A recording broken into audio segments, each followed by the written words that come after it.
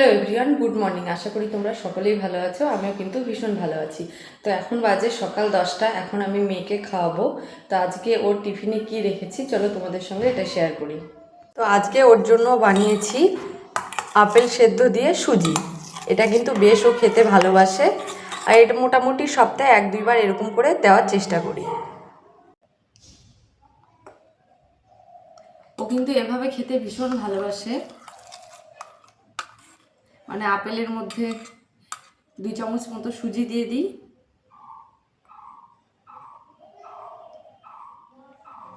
এখনো সকালে রান্না বান্না কোনো কিছু হয়নি, একে খাইয়ে দিয়ে তারপরে রান্না করব।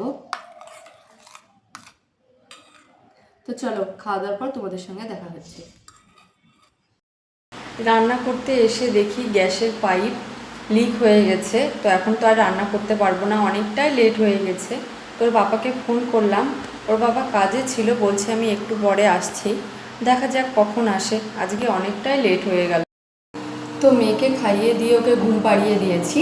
আজকে কি কি রান্না হবে চলো তোমাদের সঙ্গে ওটা শেয়ার করি। তো আজকে রান্না হবে সয়াবিনের রসা, সয়াবিন আলু দিয়ে রসা করব। আর এখানে পেঁয়াজ কুচিয়ে রেখেছি, এখানে আছে কাঁচা লঙ্কা ডালে দেব, আর এখানে আছে তোমার গাজর আর বিনস। এটা মেয়েকে আজকে খাওয়াবো ভাতের সঙ্গে।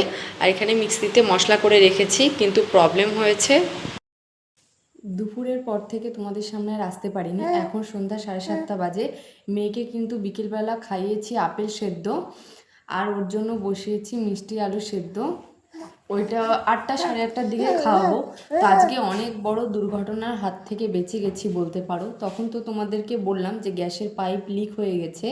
তোর পাপা এসে যখন পাইপটা খোলে পুরো পাইপটাই ফেটে ফেটে গেছে। এর আগে আমি কখনো সেভাবে লক্ষ্য করিনি। তোর বাবা আবার গিয়ে পাইপটা চেঞ্জ করে নতুন একটা পাইপ নিয়ে এসে ওইটা লাগালো।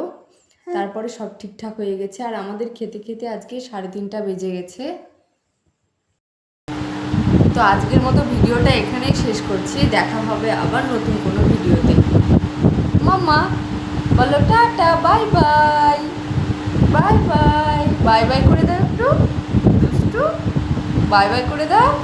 উজি আমার সোনা মা, আমার সোনা। বাই বাই করার ইচ্ছে নেই।